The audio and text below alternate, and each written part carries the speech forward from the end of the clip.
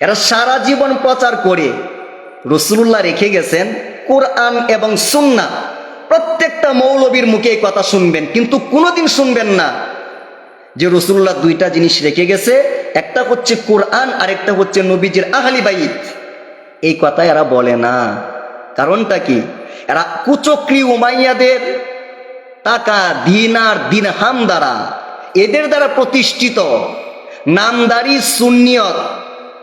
সুন্নিয়ত, আমি নিজেও সুন্নি, কিন্তু সুন্নিয়তের যারা বর্তমানে টিকাদারি করতেছে একমাত্র তাদেরকেই, তাদের মাসলাককেই সুন্নি বলে দাবি করতেছে।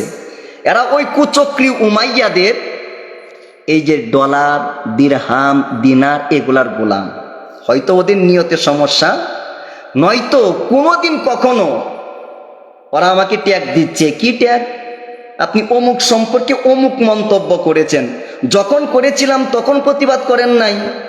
আহলি বাইতের প্রেমে চোখের পানি ছাড়লাম, তখন প্রতিবাদ শুরু হয়ে গেল, অমুক সম্পর্কে অমুক কথা বলেছেন।